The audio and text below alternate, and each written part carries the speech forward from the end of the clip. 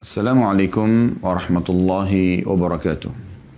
Alhamdulillah, selalu saja lisan kita memuji Sang Pencipta Allah sebagai orang yang beriman dengan penuh keyakinan bahwasanya kalimat Alhamdulillah adalah kalimat penghubung antara kita dengan Sang Pencipta Allah dan dikenal dengan kalimat bersyukur atau berterima kasih kepadanya karena ia telah menciptakan kita dan juga memenuhi segala kebutuhan kita, juga memandu dengan syariatnya sehingga kita mengetahui mana yang boleh dan mana yang tidak boleh dan mana yang dia inginkan dan mana yang dia larang. Dan juga selanjutnya kita panjatkan salawat dan taslim. Salam hormat kita kepada utusan Allah Subhanahu wa taala Nabi besar Muhammad sallallahu alaihi wa ala alihi wa sahbihi wasallam sebagaimana Allah dan malaikatnya telah mengucapkan salam hormat kepadanya.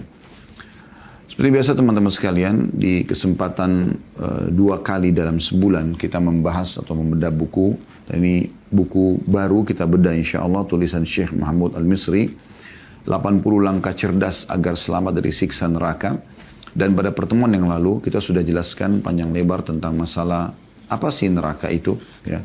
Kenapa setiap orang beriman harus berhati-hati jangan sampai dia masuk ke dalam neraka atau menjadi penghuni neraka. Dan memang banyak sekali ayat-ayat Al-Quran yang menggambarkan tentang beratnya siksa neraka itu.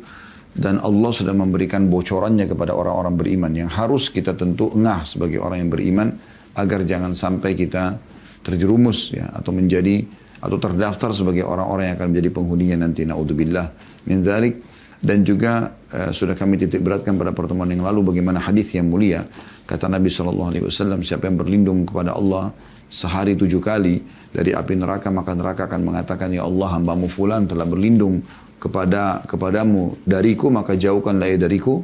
Dan siapapun yang memohon 7 kali kepada Allah pada satu hari agar dimasukkan ke dalam surga, maka surga akan mengatakan, ya Allah, hambamu fulan telah memohon agar dimasukkan ke dalamku, maka masukkanlah ia ke dalamku. Oleh karena itu neraka itu dan surga ada dan sudah ada. Bahkan sudah kita jelaskan bagaimana kita bisa merasakan itu. Ya. Seperti hadis yang juga sudah kita paparkan pada pertemuan yang lalu. Kata Nabi SAW, neraka mengeluh ya, kepada Allah tentang sebagiannya membakar sebagian yang lain, untuk saking panasnya gitu ya. Maka Allah pun mengizinkan neraka untuk bernafas 2 kali, dan itulah yang kalian temukan di musim dingin yang sangat dan juga musim panas yang sangat. Maksudnya udara yang sangat dingin dan sangat panas itu adalah hembusan nafas neraka. Dan ini bagi orang beriman bukan hal yang asing, karena bagian daripada rukun iman mereka. Ya. Rukun iman yang 6, ya, rukun iman nomor 5-nya adalah iman kepada hari kiamat, dan itu satu paket dari kematian, prosesi alam barzah di kuburan, ya, menjadi taman dari taman surga, lubang neraka, kemudian pembangkitan di mahsyar nanti, kemudian surga ataupun neraka. Dan ini adalah rukun iman yang kita tidak ada keraguan di dalamnya. Karena kalau seseorang ragu, maka tidak dikatakan dia beriman. Dan kita akan masuk, teman-teman sekalian, setelah merincikan pada pertemuan perdana pekan lalu, panjang lebar masalah neraka, kita akan masuk ke langkah pertama ya, yang cerdas menurut Syekh Mahmud Al-Misri agar selamat dari neraka, yaitu masalah tauhid. Saya akan coba bacakan dulu apa yang ditulis oleh beliau dalam buku ini. Baru kemudian kita akan rincikan panjang lebar dengan izin Allah Subhanahu wa taala. Bagian pegang bukunya ada di halaman 5 ya, sampai halaman 6. Kata penulis di sini, cara cerdas pertama menyelamatkan dari api neraka adalah tauhid. Beliau mengatakan perkara akidah bukan perkara sekunder yang bisa kita tunda atau kesampingkan urgensinya. Karena ia adalah pondasi agama ini seluruhnya. Islam adalah akidah yang seluruh syariatnya bersumber dari akidah tersebut. Dan syariat menata urusan kehidupan manusia. Allah tidak akan pernah menerima syariat kaum muslimin hingga akidah mereka lurus dan benar. Ya. Jadi ini paragraf yang pertama ya. Saya akan coba rincikan. Tauhid adalah artinya mengesahkan Allah. Penuh keyakinan bahwasanya tidak ada yang menciptakan, tidak ada yang menghidupkan, mematikan, tidak ada yang menggantikan siang malam, menurunkan hujan dari langit kecuali Allah. Segalanya adalah Allah. Dan ini kembali kepada makna kalimat la ilaha illallah, yang berarti la ma'budu bihaqqin illallah. Ya. Kemudian beliau mengatakan perkara akidah, maksudnya keyakinan tentang tauhid ini bukan perkara sekunder, bukan perkara yang opsi pilihan. Kapan mau pelajari, kapan enggak ya enggak gitu. Kapan mau yakini, kapan enggak ya enggak yakin gitu ya. Yang bisa kita tunda atau kesampingkan urgensinya. Karena ia adalah pondasi agama ini seluruhnya. Artinya, Anda bisa bayangkan kalau sebuah bangunan tidak ada pondasinya atau pondasinya rapuh, maka akan rubuh bangunan tersebut. Tapi kapan pondasinya kuat, kokoh, maka pastikan bangunan di atasnya pun akan kokoh dengan izin Allah Subhanahu wa taala. Maka tauhid ini mengisahkan Allah Subhanahu wa taala yang merupakan akidah atau keyakinan dasar setiap muslim. Ya. Itu adalah pondasi agama ini. Agama seseorang akan kokoh, akan kuat kalau dibangun di atas akidah ini. Dan itulah yang ditanamkan oleh Nabi SAW di fase Mekah kepada para sahabat. Bagaimana Nabi SAW betul-betul ya, menekankan tentang masalah pentingnya tauhid. Di fase pada saat itu Al-Quran belum sempurna semuanya turun. Belum ada media kayak kita sekarang yang memudahkan orang untuk belajar. Kalau sekarang kan Quran sudah sempurna, diterjemahkan ke dalam berbagai bahasa, kita sangat mudah. Dengan teknologi sekarang kita bisa dengan sangat mudah di handphone kita, bahkan kita bisa baca. Sementara kita di atas ranjang kita gitu. Tapi zaman dulu, fase awal Mekah, belum ada sama sekali. Ya. Ada seseorang yang buta huruf, tidak bisa baca, tidak bisa nulis, mengaku sebagai seorang nabi, wajib diikuti. Kalau tidak, maka akan masuk neraka. Kira-kira teman-teman, kalau kita hidup di masa fase Mekah dulu, kita akan menjadi Abu Bakar atau akan menjadi Abu Jahal? Ya. Bukan gampang. Kalau sekarang saja, masih banyak orang yang jauh dari agama, sementara fasilitas sudah begitu banyak. Bagaimana dengan zaman itu? Makanya yang Nabi SAW bangun pertama adalah pondasi akidahnya. Bagaimana Nabi SAW menanamkan ini kepada para sahabat. Belum ada ayat jihad, belum ada ya, perintah puasa, belum ada perintah zakat, belum ada perintah haji. Ya. Bahkan sholat pun di awal-awal Islam belum ada. Tepatnya nanti diperintahkan di tahun ke-11 dari masa kenabian, dari 13 tahun Nabi SAW di Mekah setelah kejadian Isra dan Mi'raj. Sebelumnya ada sholat malam, tapi 5 waktu sholat ini nanti diperintahkan pada saat itu. Yang ada adalah penanaman bahwasanya ini berhala-berhala adalah makhluk. Semua adalah makhluk. Tidak ada yang menciptakan apapun kecuali Allah. Itu yang ditanamkan. Maka lahirlah orang-orang seperti Abu Bakar, Umar, Uthman, Ali, Talha, Zubair, Abdurrahman bin Auf, Sa'ad bin Abi Waqqas, Hamzah bin Abdul Muttalib, ya, Bilal bin Rabah, ya, Mus'ab bin Umair, dan seterusnya. Ridwanullah alaihim, sahabat-sahabat yang luar biasa. Mereka sampai meneteskan darah pun di jalan Allah, tetap akan mempertahankan akidah ini. Target mereka semua adalah masalah akidah ini. Makanya beliau mengatakan, saya ulangi, perkara akidah bukan perkara sekunder yang bisa kita tunda atau kesampingkan urgensinya. Karena ia adalah pondasi agama ini seluruhnya. Islam adalah akidah yang seluruh syariatnya, perintah-perintah larangan Allah di dalam, bersumber dari akidah tersebut. Dan syariat menata urusan kehidupan manusia. Jadi, pondasinya adalah akidah, di atasnya ada syariat yang diaplikasikan dalam kehidupan. Nah, kalau pondasinya kuat, maka syariat akan mudah untuk diterima dan diamalkan. Sementara syariat ini mengatur dan menata tatanan kehidupan manusia. Allah tidak akan menerima syariat kaum muslimin. Ya. Apapun perintah dan larangan Allah yang mereka kerjakan dan mereka jauhi, hingga akidah mereka lurus dan benar. Karena tidak akan diterima kalau mereka masih berbuat syirik kepada Allah. Gitu. Tidak akan diterima. Allah subhanahu wa ta'ala berfirman dalam hadis Qudsi. Ini dalil yang pertama diangkat oleh beliau. Ya bna Adam, innaka law ataitani bi qurabil ardi khataya thumma lakitani la tusyrik bi syai'an la ataituka bi qurabiha maghfirah. Wahai anak Adam, sesungguhnya jika kamu mendatangiku, hanya besar kata ganti Allah, dengan membawa kesalahan-kesalahan sepenuh bumi. Dosa-dosamu banyak memenuhi bumi.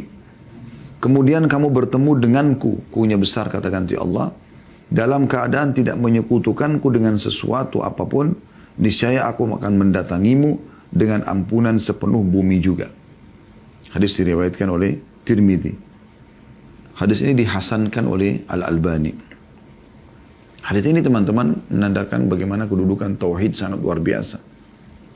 Dan yang dimaksud dengan syirik di sini, kalau seandainya kau datang membawa dosa sepenuh bumi dan tapi engkau datang tidak menyekutukan sesuatu dengan apapun dengan aku, maka kau akan datangkan pengampunan sejumlah atau sebanyak dosamu itu. Syirik adalah lawannya tauhid. Tauhid artinya mengisahkan Allah. Syirik berarti mempartnerkan Allah. Contoh kasus adalah orang-orang Mekah. Abu Jahal, Abu Lahab, ya, dan yang sejenis mereka itu, ya, seperti Utbah bin Walid, ya, Syaibah, semua ini Utbah, Syaibah, Walid, Umayyah bin Khalaf, ya, Abu Lahab, Abu Jahal. Nah, ini orang tokoh-tokoh Mekah, mereka tahu kalau ditanya, siapa yang menciptakan langit dan bumi? Siapa pemilik Ka'bah ini? Siapa yang mensyariatkan haji? Mereka haji pada saat itu. Maka mereka akan mengatakan Allah, ada Tuhan namanya Allah. Kalau ditanya, lalu kenapa kalian sembah berhala-berhala ini? Mereka bilang, kami hanya jadikan ini perantara antara kami sama Allah. Allah katakan dalam Al-Quran itu. A'udzu billahi minasyaitonir rajim. Wa idza sa'altahum man khalaqas samawati wal arda wa sakhkhara asy-syamsa wal qamara la yaquluna Allah. Hai Muhammad, kalau engkau tanya mereka, siapakah yang menciptakan langit dan bumi? Siapakah yang mengatur matahari dan bulan? Maka mereka akan mengatakan Allah. Lalu kalau ditanya, kenapa kalian sembah berhala-berhala ini? Jelas berhala-berhala ini patung kalian buat sendiri, kalian yang ukir matanya, mukanya lah ya. Kemudian kalian yang warnain, kalian yang pikul taruh di tempat yang kalian akan jadikan sebagai tempat sesembahan. Kalian juga yang perbaikin kalau rusak dan kalian yang memberikan nama, lalu kalian panggil Tuhan, gitu kan. Maka mereka mengatakan, ma na'buduhum illa liyuqarribuna ilallahi zulfa. Kami tidak sembah ini kecuali kami jadikan perantara antara kami dengan Allah. Dan Allah tidak butuh perantara benda-benda mati seperti ini. Ini dimaksud dengan kesyirikan. Dan ini berapa banyak umat Islam sekarang, Allahul Musta'an, Allah tempat kita meminta pertolongan dan perlindungan yang terjerumus dalam kesalahan ini. Karena kejahilan mereka. Baru dalam sholat mereka mengatakan, Iyyaka na'budu wa iyyaka nasta'in. Hanya kepadamu kami menyembah. Hanya kepadamu kami minta tolong. Habis salam, pergi kuburan sebelah masjidnya lalu minta-minta sama kuburan tersebut. Lalu mana perkataan kita, Iyyaka, iyyaka, hanya kepadamu, hanya kepadamu. Imam Nawawi rahimahullah mengatakan, aku heran dengan orang-orang yang minta-minta di kuburan kepada orang yang sudah mati. Padahal dalam kuburan itu orang yang seperti dia. Orang yang sama dengan dia. Hanya sudah jadi tulang belulang. Walaupun itu orang soleh. Makanya para sahabat Nabi Ridwanullah alaihim, tidak ada orang di antara mereka yang datang ke kuburan Nabi SAW lalu minta-minta di kuburan tersebut. Ambil tanahnya. Ya. Anda perlu tahu, kuburan Nabi Muhammad SAW itu ada di dalam rumahnya Aisyah radhiyallahu anha. Rumahnya Aisyah radhiyallahu anha. Jadi Aisyah di sini, kuburan Nabi SAW di sebelah situ. Ya. Belum pernah ada satupun riwayat setelah Nabi SAW meninggal, beliau pun atau Aisyah radhiyallahu anha membuka rumah lalu mengatakan, ini kuburan Nabi, ambillah tanahnya supaya kalian berkah. Ya. Bahkan baju Nabi SAW pun tidak ada dikatakan ini baju Nabi, ambillah, potong-potonglah, bagi-bagilah, jadikan sebagai jimat. Tidak pernah ada riwayat itu. Sahabat Nabi Ridwanullah alaihim datang mengucapkan salam di kuburan Nabi SAW lalu pergi. Sebagaimana sampai sekarang kita masih mengerjakan itu sebagai kaum muslimin. Kita masih mengucapkan salam. Kita ya menziarahi kuburan Nabi SAW, iya. Tapi nggak melakukan kesyirikan.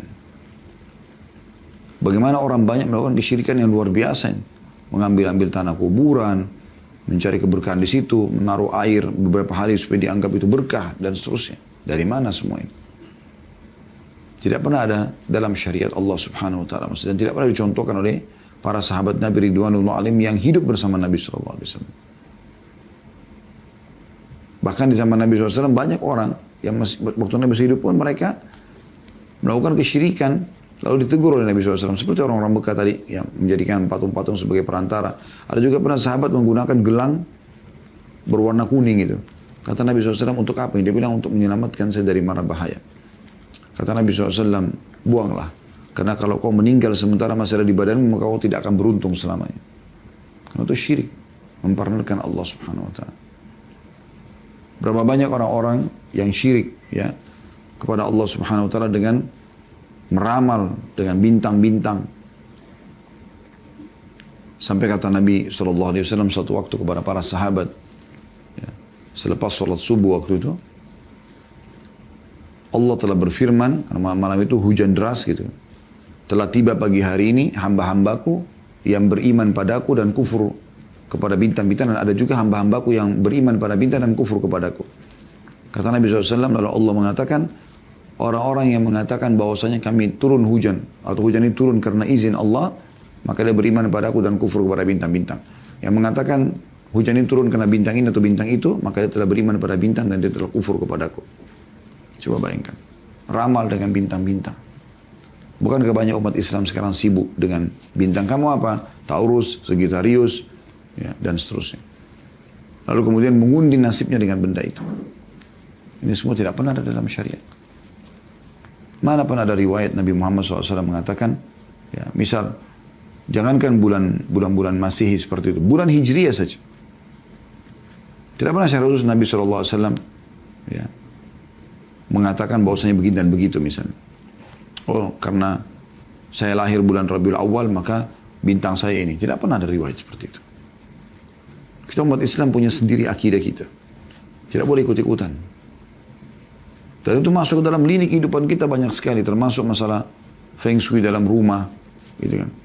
Padahal kita punya tata cara sendiri. Hendak mereka ikut dengan orang non-muslim. Bahkan biasa kadang-kadang dibayar jasa yang mahal. Dipanggillah orang-orang yang dipanggil paranormal. Kemudian menebak-nebak. Mengatakan rumah ini ada begini, rumah ini begini, rumah itu begitu. Hanya karena modelnya ada tusuk sate lah, ada bagian belakangnya kecil, maka ini tidak berkah dan seterusnya. Ini semua khurafat yang tidak boleh ada dalam kehidupan kita.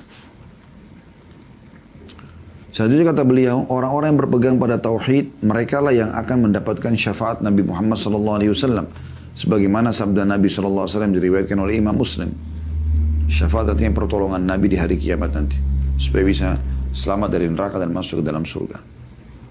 Kata Nabi SAW, likulli nabiyyin da'watun mustajabah. Fata'ajjala kullu nabiyyin da'watah. Wa inni khabba'tu da'wati syafa'atan li ummati yawmal qiyamah. Fahiya na'ilatun insya'allahu man mata min ummati la yushriku billahi syai'a. Setiap nabi mempunyai doa yang mustajab atau pasti diterima. Dan setiap nabi telah menggunakan doanya di dunia. Sedang aku menyimpan doaku sebagai syafaat untuk umatku pada hari kiamat kelak. Syafaatku akan didapatkan insya Allah oleh siapa yang mati dari umatku tanpa menyekutukan Allah dengan apapun. Tanpa syirik. Lalu kata beliau, ya Allah, penulis mengatakannya, janganlah engkau menghalangi kami dari nikmat tauhid dan bangkitkanlah kami dalam rombongan ahli tauhid bersama Sayyidi Muwahhidin Muhammad sallallahu alaihi wasallam. Maksudnya bersama dengan tuannya dan pemimpinnya, orang-orang yang bertauhid Nabi Muhammad sallallahu alaihi wasallam. Nah, ini kurang lebih keterangan yang diseruskan oleh penulis. Kembali lagi sini penekanan tentang masalah syirik. Ya. Oleh karena itu hati-hati sekali teman-teman sekalian. Hati-hati sekali. Ya, kita terlalu mengkultuskan kuburan, batu, benda mati. Bahkan syaitan. Ya. Di tengah-tengah komunitas kaum muslimin, mereka masih saja minta tolong pada jin. Dengan alasan ini adalah khadam. Ini adalah ini dan itu. Padahal tidak ada satupun riwayat teman-teman sekalian dinukil kalau Nabi Muhammad SAW sendiri punya khadam dari jin. Qarin pendampingnya, tapi khadam ya, yang diberikan makan atau minum atau berikan tumbal, kemudian dia berkhidmah, ini tidak pernah ada. Pernah Anda dengar ada khadamnya Nabi SAW atau khadamnya Abu Bakar atau khadamnya Umar atau khadamnya Uthman atau khadamnya Ali. Yang kita dengar malah syaitan lari dari Umar. Nah itu kalau ahli tauhid begitu. Mereka hanya bergantung kepada Allah SWT, tidak akan bergantung pada makhluk. Kita sama air, sama batu, sama api, sama udara, sama hewan-hewan, sama tumbuh-tumbuhan, sama jin, sama malaikat, semua sama bumi dan langit, semua ini sama-sama makhluk. Kita diciptakan oleh Allah Subhanahu wa taala. Allah itu satu-satunya Tuhan. Kita menunggangi fasilitas makhluk itu untuk lebih mengenal Tuhan kita Allah Subhanahu wa taala. Ini yang harus kita garis bawahi. Murnikan tauhid kita. Banyak fenomena yang terjadi ya, di mana mereka melakukan kesyirikan kepada Allah Subhanahu wa taala. Terlalu banyak. Menggunakan jimat-jimat ya.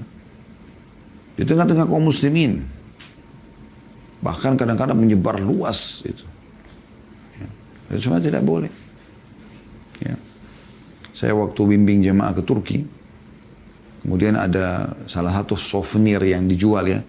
Nah, kalau Anda memang yang mendengarkan ceramah kami ini pernah ke Turki atau akan ke Turki, itu Anda bisa lihat ada souvenir seperti kaca gitu ya. Bulat, tengah-tengahnya kayak ada mata gitu. Biasanya dijadikan perhiasan kalung, hiasan dinding, jam, dinding, souvenir dijual. Dan orang kita Masya Allah bolak-balik ke Turki gitu. Saya awalnya tidak tahu, kemudian saya coba tanya tour leadernya pada saat itu orang Turki, ini apa ini? Karena saya lihat di bus dipajang. Waktu kami masuk ke Grand Bazaar di pasar di Istanbul, juga sama. Yang banyak dijual itu. Terus saya tanya, apa ini sebenarnya? Mereka mengatakan, ini adalah keyakinan orang Turki bisa menyelamatkan dari mara bahaya. Dan ini tatayur, menggantungkan nasib pada benda, tidak boleh. Walaupun asal makna kalimat tatayur adalah bergantung pada burung. Orang-orang jahiliyah Mekah dulu, mereka itu mendatangi dukun, kemudian mereka membayar dengan uang tertentu, pada saat itu dengan uang yang mereka gunakan ya. Lalu dia akan punya satu kotak di dukun itu. Di dalamnya ada 3 lembar bulu burung merpati. Ditulis di atasnya, lakukan, yang kedua tidak lakukan, yang ketiga kosong. Lalu kemudian setiap kali dia mau lakukan sebuah aktivitas, apakah dia mau menikah, dia mau safar, dia mau pindah rumah, dia mau mulai berbisnis, apa saja, maka dia akan ke dukun tersebut, bayar lagi, kemudian dia masukkan tangannya ke kotak itu, lalu dia ambil tanpa melihat mana bulu yang keluar. Kalau keluar bulu yang tertulis lakukan, berarti dia anggap dia akan sukses dengan apa yang akan dia lakukan. Kalau keluar yang tidak, jangan lakukan, berarti dia akan berbahaya kalau dia paksakan lakukan. Yang ketiga, kalau keluar yang kosong, dia harus mengulangi salah satu, supaya dapat salah satu dari 2 bulu tadi. Jadi ini ngawur. Bagaimana caranya dia mengundi nasib dengan ini? Seperti di Indonesia juga ada orang, dulu waktu saya masih kecil ya, saya sering dengar, waktu kami masih di Makassar, Allahu alam kalau di Indonesia juga secara umum seperti itu ya. Tapi ada keyakinan orang, saya sering dengar dulu waktu masih kecil, kalau suara tokek, ya, oh berarti kalau ngucapin, kalau tokeknya lagi tokek gitu ya, oh beruntung. Terus yang kedua tokek lagi, dia keluarin lagi suaranya, oh tidak beruntung. Terus ya, nah kalau pas tokeknya berhenti dan dia pas menghitung ternyata tidak beruntung, oh dia mengundi nasibnya.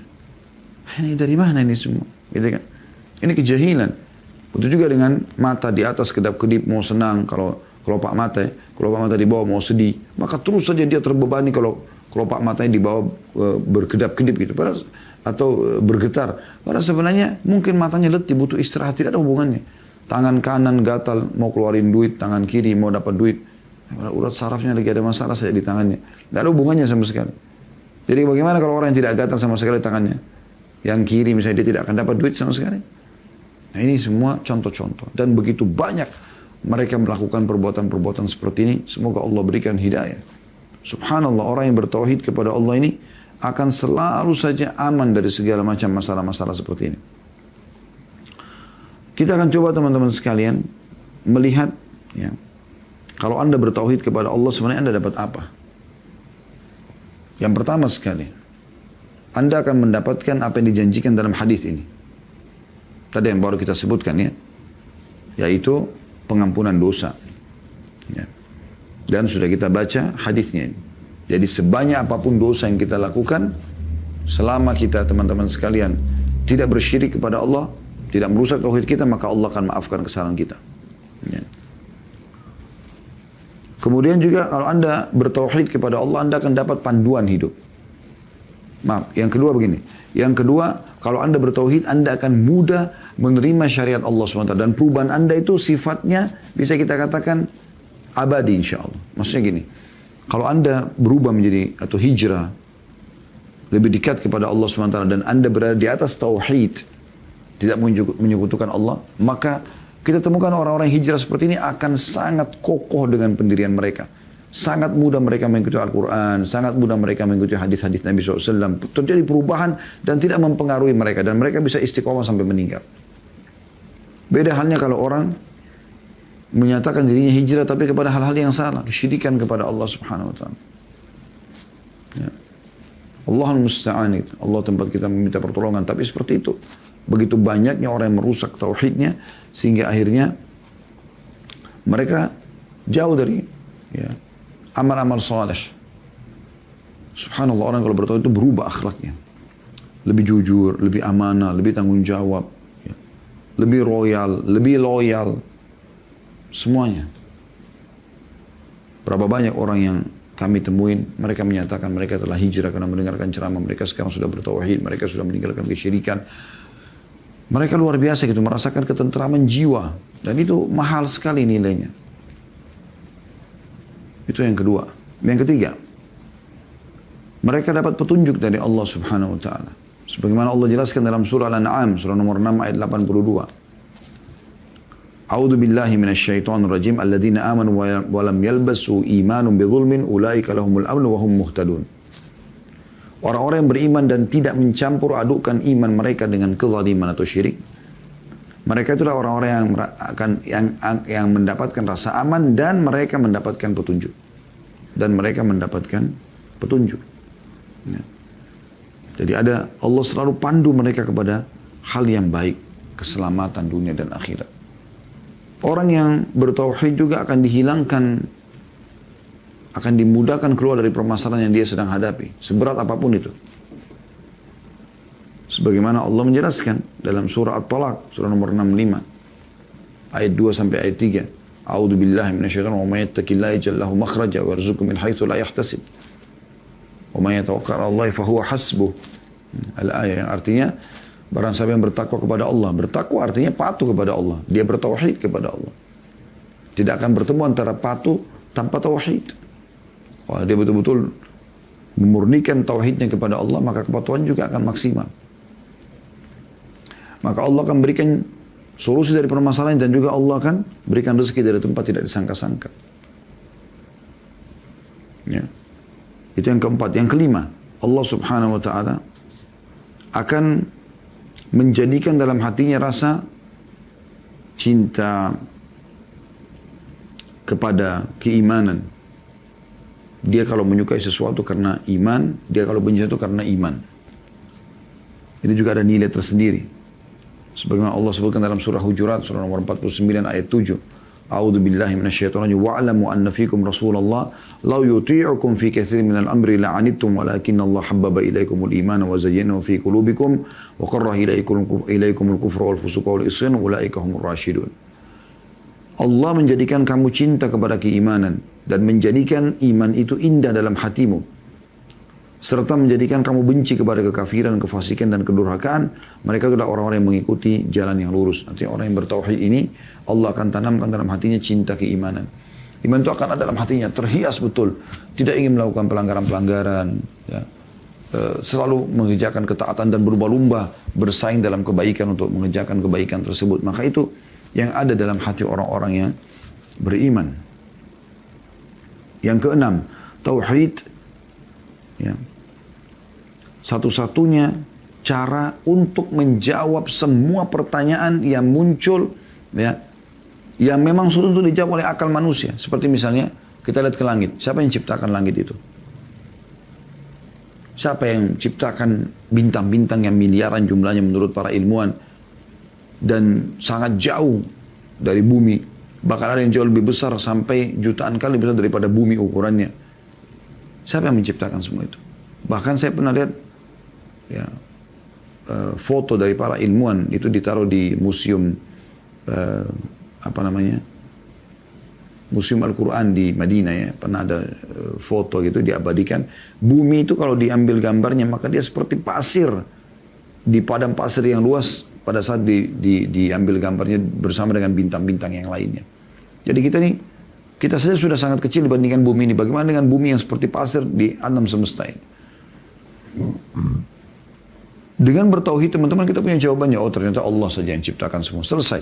Udah terjawab langsung. Sesuatu yang tidak bisa dijawab oleh akal manusia. Orang-orang ateis bingung. Mereka mau coba mencari bahwa ini terjadi begitu saja sulit. Ya. Lalu siapa yang mengurusnya setiap hari? Siapa yang merawatnya? Siapa yang menggantikan siang dan malam? Apakah tiba-tiba lampu di rumah Anda menyala tanpa ada yang menyalakannya? Atau mati tanpa ada yang mematikan? Kita tidak bicara kalau konslet atau rusak. Kita bicara kalau normalnya. Apakah tiba-tiba saja malam dan siang begitu tanpa ada yang mengaturnya? Kita lihat terang, kita lihat gelap setiap hari ini. Begitu juga shower air di kamar mandi Anda tiba-tiba jalan tanpa ada yang nyalakan. Kita tidak bicara kalau rusak, kita bicara normalnya. Tidak mungkin. Bagaimana bisa? Bahkan bagaimana bisa ada shower di situ, ada air tanpa ada yang memasangkan jalurnya gitu. Begitu juga dengan air hujan turun dari langit. Bahkan kadang-kadang kita temukan di sebelah sini hujan, di sebelah sini enggak. Di jalanan ya. Saya pernah temukan gitu jalan raya, sini hujan, sini enggak gitu. Sini kena hujan, maksudnya sini tidak.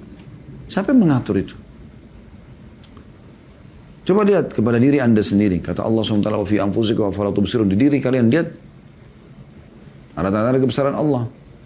Siapa yang menata alis seperti ini teman-teman sekalian? Siapa yang membuat mata seperti ini? Hidung, bibir, lidah, gigi, jari-jari kita ini. Siapa yang membuat semua ini? Warnanya, bentuknya ya. Siapa yang membuat semua ini? Gigi kita dengan rapinya. Seluruh fungsi anggota tubuh. Saya pernah lihat sebuah cuplikan ilmiah teman-teman tentang tubuh manusia. Betul-betul seperti sebuah pabrik raksasa yang sangat besar sekali. Ya, rumit. Dan penuh dengan, kalau kita ibaratkan building itu, dia akan penuh dengan lift-lift yang sangat rumit gitu ya. Yang ini untuk ke arah sana, yang ini untuk arah ke sini. Kita begitu konsumsi makanan atau minuman, subhanallah, dalam tubuh kita ini sudah langsung seperti sebuah perusahaan besar yang mengelola. Mana yang dibutuhkan tubuh, mana zat besinya, mana ininya, mana ini. Langsung terpilah dengan sendirinya. Padahal kita makan jenis makanan satu misalnya. Ya. Buah misalnya, apel atau jeruk. Maka yang menjadi intisari dan kandungan di dalamnya itu begitu masuk ke dalam tubuh kita maka akan terpilah dengan sendirinya. Seperti kalau building besar itu ada lift-lift yang membawa semua ini ke masing-masing titiknya gitu. Dan yang tidak dibutuhkan oleh tubuh ampasnya dibuang. Dan kita harus membuangnya. Kita mules, kita harus membuangnya. Tidak bisa kita tahan itu. Ini semua teman-teman, kalau orang bertauhid dia punya jawabannya. Oh ternyata ada penciptanya Allah. Udah, la ilaha illallah. Dia punya jawabannya. Hewan-hewan. Dari semut yang kecil sampai ke gajah yang besar. Luar biasa gitu. Ya. Kulitnya, postur tubuhnya, bentuknya lah ya. Kemudian sistem pencernaan, sistem pertahanan. Ya. Anda kalau lihat di YouTube alam hewan, Anda akan kagum dan melihat ini keajaiban yang luar biasa gitu. Ya. Tumbuh-tumbuhan juga begitu. Belum kita bicara air, batu, udara, api, dan sekian banyak kalau kita ingin bahas. Semua itu, kalau Anda kembalikan kepada tauhid, Anda akan mengatakan, oh la ilaha illallah. Gak ada yang menciptakan, gak ada yang mengadakan, gak ada yang menghancur, memusnahkan, ya. Gak ada yang mengatur jumlahnya, ya. Bahkan yang makhluk hidup, rezekinya, ya, yang Allah katakan dalam Al-Quran, wa ma min dabbatin fil ardi illa 'ala Allahi rizquha. Tidak ada hewan melata di muka bumi kecuali Allah yang memberikan rezekinya. Wa ya'lamu mustaqarra mustawda'aha, dan Allah tahu tempat di mana mereka tinggal dan bagaimana mereka tinggal itu. Tentang daun Allah mengatakan wa ma tasqutu min waraqatin illa ya'lamuha. Tidak ada satu lembar daun pun yang jatuh kecuali Allah tahu. Wala habbatin fi dhulumatil ardi wala radbin wala yabisin illa fi kitabim mubin. Dan tidak ada benda basah ataupun kering di muka bumi di alam semesta ini ya. Di langit dan di bumi kecuali Allah tahu dan Allah sudah catatkan dalam kitab Lauhil Mahfuz.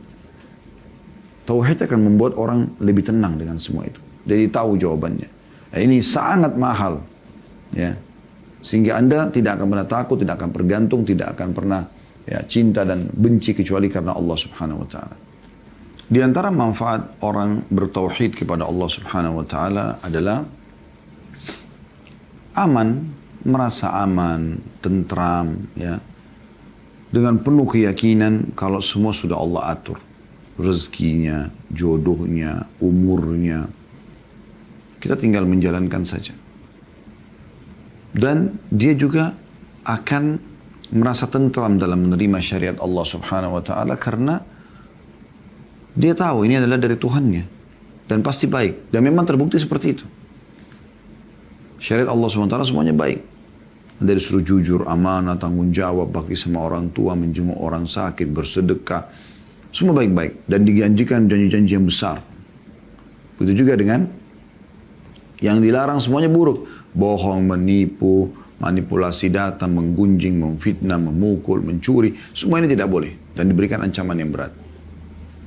Maka orang yang bertauhid, ini poin yang ketujuh ya, dia akan merasa aman dari semua itu. Karena dia udah tahu, dia tinggal jalankan perintah, dia tinggal nikmati apa yang diperintahkan dan atau yang dihalalkan, dan juga dia akan jauhi apa yang dilarang.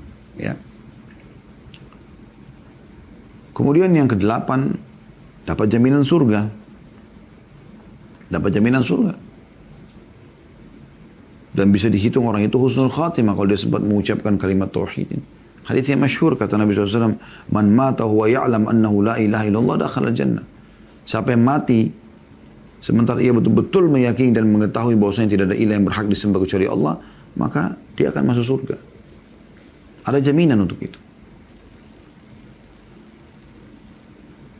Dalam hadis yang lain kata Nabi SAW, man mata la yusyrik billahi syai'an dakhala jannah. Siapa yang meninggal tidak menyekutukan Allah dengan suatu apapun, maka dia pasti masuk dalam surga.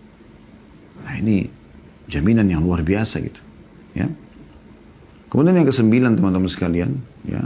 Jadi yang tujuh tadi dia bisa mendapatkan aman, yang kedelapan dia masuk dalam surga, yang kesembilan Allah menjanjikan bagi mereka kedudukan di muka bumi, kemuliaan, peninggian derajat, ya. Namanya harum. Siapa yang mengenal Abu Bakar, Umar, Uthman, Ali, Talha, Zubair sebelum Islam, sebelum bertauhid kepada Allah? Tidak ada yang mengenal mereka. Tapi setelah mereka bertauhid kepada Allah, Allah muliakan mereka. Allah berfirman dalam Al-Quran, dalam surah An-Nur, surah nomor 24 ayat 55. A'udhu billahi minasyaitonir rajim.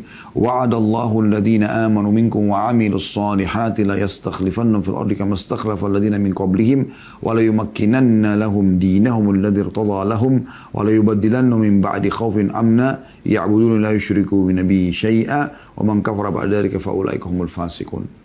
Yang artinya, dan Allah telah menjanjikan kepada orang-orang yang beriman di antara kamu dan mengerjakan amal-amal soleh, bahwasanya dia sungguh akan menjadikan mereka berkuasa di bumi. Sebagaimana dia telah menjadikan orang-orang yang sebelum mereka berkuasa, dan sungguh dia akan meneguhkan bagi mereka agama yang telah diridhoinya untuk mereka. Dan dia benar-benar akan mengubah keadaan mereka. Sesudah mereka berada dalam ketakutan menjadi aman sentosa. Mereka tetap beribadah kepada Allah dan dengan tidak mempersekutukan aku dengan suatu apapun. Tapi barang siapa yang tetap kafir sesudah janji ini, maka mereka adalah orang-orang yang fasik. Ini yang kesembilan. Ya, bahwasanya Allah menjanjikan mereka akan diberikan kedudukan di muka bumi. Apakah itu kedudukan dia secara pribadi, Allah mudahkan dia punya pasangan hidup, punya harta yang mencukupi dia selalu merasa cukup. Atau Allah berikan lebih besar. Nah, sebagaimana Nabi SAW dan para sahabat diberikan kedudukan yang sangat tinggi sampai mereka menjadi raja-raja dunia, gitu kan? Nabi SAW membangun pemerintahan Islam di Madinah, ya, setelah 10 tahun hijrah di sana, kemudian dilanjutkan oleh Khulafaur Rasyidin Abu Bakar, Umar, Uthman, Ali, kemudian berdiri terus, ya, dinasti Umayyah, dinasti Abbasiyah, terus saja, ya, orang-orang yang mentauhidkan Allah Subhanahu Wa Taala akan diberikan kedudukan. Juga Allah berfirman tentang masalah itu dalam surah An-Nahl, surah nomor 16 ayat 97. A'udzu billahi minasyaitonir rajim. Man 'amila shalihan min dzakarin aw untha wa huwa mu'minun falanuhyiyannahu hayatan thayyibah wa lanajziyannahum ajrahum bi ahsani ma kanu ya'malun. Barang siapa yang mengerjakan amal saleh baik laki-laki maupun perempuan dalam keadaan beriman, maka pasti akan kami berikan kepada mereka kehidupan yang baik Thayyibah itu kehidupan yang thayyibah, artinya kehidupan yang sempurna, yang baik, yang nyaman, yang sentosa. Dan akan kami beri balasan kepada mereka dengan pahala yang lebih baik daripada apa yang telah mereka kerjakan. Yang ke-11, tauhid akan menyelamatkan orang dari siksa api neraka. Ya. Kalau tadi masuk surga, ini juga tidak akan kekal di neraka. Karena dengan tauhidnya. Ya. Sebagaimana Nabi SAW mengatakan, yadkhulu ahlul jannatil jannah. Penghuni surga akan masuk ke dalam surga. Wa ahlun narin nar. Dan penghuni neraka masuk ke neraka. Thumma yakulullahu ta'ala, lalu Allah yang maha tinggi berfirman, akhriju man kana fi qalbi mithqalu habbatin min khardalin min iman. Keluarkan orang yang dari neraka yang ada dalam hatinya seperti biji sawi daripada keimanan. Ya. Fa yakhrujuna minha qad suwaddu fa yulqawna fi nahril hayat awil hayai awil hayati. Maka mereka dikeluarkan ya dari neraka sementara mereka sudah menghitam, hangus, ya. Lalu mereka dimasukkan ke dalam sungai kehidupan. Ya. Fayambutuna kama tambutul habbatu fi janibis sail, maka mereka akan tumbuh kembali seperti tumbuhnya tumbuh-tumbuhan kecil di saluran-saluran air. Alam tara anna takhruju safra'a multawiyah. Tidakkah kalian lihat ya kalau benih itu tumbuh berwarna kuning dan berlipat-lipat atau ya masih lemah gitu. Nah, di sini teman-teman sekalian akan dikeluarkan orang yang dalam hatinya ada seperti biji sawi dari keimanan. Maksudnya tauhid. Ya, tauhid. Karena iman adalah tauhid. Tidak mungkin tidak gitu. Tauhid juga ini menjadi penyebab ini yang ke-11 diterimanya amal. Karena orang kalau syirik habis semua. Allah mengatakan dalam Al-Quran, lain asyrakta la yahbatanna amaluk wa la takunanna minal khasirin. Kalau kamu berbuat kesyirikan maka pasti akan hancur seluruh amalmu. Ya. Dan kau termasuk orang-orang yang rugi. Jadi dengan tauhid akan selamat amal-amal kita. Teramat. Subhanallah, saya melihat teman-teman dalam praktek lapangan ya. Apapun yang kalau kita kembalikan kepada tauhid, kita akan merasakan ketentraman yang luar biasa. Misal, Anda sedang mendapatkan nikmat yang melimpah. Anda kalau kembalikan kepada tauhid Anda, oh ini dari Allah. Udah, Anda tinggal menikmati dan Anda bersyukur kepada Allah. Anda tidak akan sombong dengan nikmat itu. Baju baru, mobil baru, rumah baru. Apapun kelebihan Anda selalu kembali kepada Allah. Alhamdulillah. Itu kalau Anda bertauhid. Kalau tidak, maka Anda tidak akan lakukan ini. Yang ada adalah digoda dan dikuasai oleh syaitan untuk selalu ya, sombong, riak, dan seterusnya. Kalau Anda sedang mendapatkan cobaan, akan jadi kecil dengan bertauhid kepada Allah. Karena kita tahu Allah tidak akan menguji hambanya lebih daripada kemampuannya sebagaimana sabda Nabi SAW. Dan juga kita tahu Allah itu maha melihat, maha mendengar, tahu apa yang terjadi pada kita. Tahu, bukan tidak tahu. Maka dengan begitu, kita akan kembali kepada Allah Subhanahu Wa Taala. Kita akan bisa terima cobaan tersebut. Begitu orang kalau bertauhid. Tadinya akhlaknya buruk jauh dari agama akan menjadi baik dengan bertauhid. Yang pembohong jadi jujur, yang pelit jadi dermawan, gitu kan. Yang penakut jadi pemberani, berubah semua dengan bertauhid kepada Allah Subhanahu Wa Taala. Itu luar biasa. Itu bisa mengubah pribadi seseorang, gitu kan. Yang ke-12, tauhid akan memerdekakan seseorang dari penghambaan kepada selain Allah. Kita akan hidup mulia, tidak akan tunduk kepada makhluk. Walaupun dia seorang raja, walaupun dia seorang yang kaya raya, orang bertauhid punya kemuliaan jiwa. Mereka tidak akan pernah tunduk dan menghinakan diri di depan makhluk. Itu sudah umum. Makanya pada saat Sumayyah radhiyallahu anha, budaknya Abu Jahal, majikannya yang menguasai dia, yang bisa menjualnya, membunuhnya di depan rumah, dalam kondisi dia hamil dengan ditusukkan anak tombak kecil. Dia tidak mau tinggalkan. Karena dia sudah bertauhid kepada Allah. Tidak tergoyahkan dengan itu. Tidak tergiurkan. Apapun yang ditawarkan dari urusan dunia ini maka jadi kecil bagi mereka. Ada seorang sahabat diutus oleh Nabi SAW untuk membawa surat ke salah satu raja. Kemudian raja itu marah lalu dibunuh utusan tersebut. Dilemparkan tombak ke perutnya. Maka dia mengatakan, Fuztu wa Rabbu Ka'bah. Saya telah beruntung. Saya telah menang Ya, demi Tuhannya Ka'bah, maksudnya Allah Subhanahu wa taala, karena Allah yang menciptakan Ka'bah itu. Orang pada heran, bagaimana bisa orang ini dibunuh, tapi dia mengatakan dia beruntung karena dia tahu bahwasanya dengan dia mati pun dia akan masuk ke dalam surga. Begitu orang bertauhid. Banyak hal yang terjadi pada orang yang bertauhid ini yang tidak bisa dimiliki oleh orang lain gitu. Ya. Dan sebagaimana mereka di dunia aman, mereka juga di akhirat akan aman. Oleh karena itu teman-teman, jangan pernah rusak tauhid Anda ini. Jangan pernah rusak, sudah saya kasih contoh-contoh. Kebanyakan mereka yang merusak tauhidnya ini, ya, di Indonesia itu yang paling sering, yang pertama datangi dukun. Ini paling merusak akidah dia. Tauhidnya rusak ini. Akhi dan ukhti, kalau ingin lawan jenis kita suka, misalnya istri, suami, atau kita ingin menikah dengan seseorang, jangan lintas alam, tidak usah lintas alam ke alam jin. Di alam kita saja manusia. Saya sekarang kalau mau buat istri saya suka sederhana kok. Saya baik sama dia, saya penuhi kebutuhannya. Ya udah. Gitu kan. Tulus, loyal, royal sama dia. Selesai kok. Dia akan suka. Sebagaimana juga saya akan suka pada istri saya kalau dia melakukan hal yang sama gitu. Sama sahabat saya juga begitu. Kita tulus, ya kita memenuhi kebutuhan dia, kita membantunya, kita tunjukkan kesetiakawanan, kawanan, maka akan dekat dengan sendirinya kan gitu. Jadi nggak perlu bawa foto orang ke dukun, lalu menggunakan jin, lalu memaksa orang itu untuk menyukai dengan cara jin. Ini nggak benar. Syirik kepada Allah SWT. Ya. Allah memberikan kita cara untuk berobat dari penyakit, bukan dengan cara ke dukun. Ada dengan ruqyah syariah, ada dengan ikhtiar medis yang selain obat-obat yang haram tentunya, yang halal dibolehkan, yang halal meninggalkan yang haram. Bisa, gitu kan. Jadi nggak perlu semua ini. Kita nggak suka sama seseorang, kita lihat benar atau salah. Kalau dia zalim, maka kita tinggal berdoa kepada Allah. Kita berharap pahalanya atau kita minta Allah hukum dia. Tidak perlu kita datang ke dukun suruh bunuh dia. Misalnya, ini bahaya sekali. Karena pasti mereka menggunakan wadah jin, syaitan. Di muka bumi ini cuma ada dua jalan. Jalan yang pertama, jalan keselamatan. Tidak ada jalan yang lainnya, yaitu jalannya Allah Azza wa Jalla. Ujung-ujungnya surga. Juru bicaranya Allah, para nabi-nabi dan rasul. Penyambung lidahnya nabi dan rasul adalah para ulama dan para da'i. Anda kesini akan dipandu ke jalan Allah dan pasti selamat. Tidak ada jalan keselamatan yang lain. Yang kedua jalannya iblis. Tidak ada jalan yang ketiga. Ini yang pertama tadi keselamatan, yang ini kehancuran.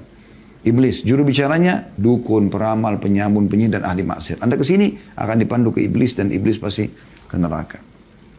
Jangan pernah rusak itu teman-teman sekalian. Murnikan tauhid Anda kepada Allah SWT. Saya sarankan Anda mendengarkan ceramah kami, judulnya di YouTube, di playlist ada. Judulnya, kenalilah Tuhanmu engkau akan bahagia. Itu satu. Kenalilah Tuhanmu engkau akan bahagia. Yang kedua, saudaraku, inilah pondasi agamamu. Yang ketiga, saudaraku, inilah rahasia rezekimu. Ya. Ini semua kita sudah bahas ya. Kemudian yang keempat, indahnya menjalin hubungan dengan Sang Pencipta. Yang kelima, indahnya menjadi orang soleh. Ini semua ada judul-judul tablik akbar ya. Sebelum pandemi dulu. Yang insya Allah itu bisa lebih menguatkan masalah akidah kita. Dan tauhid kepada Allah subhanahu wa ta'ala. Allahu a'lam.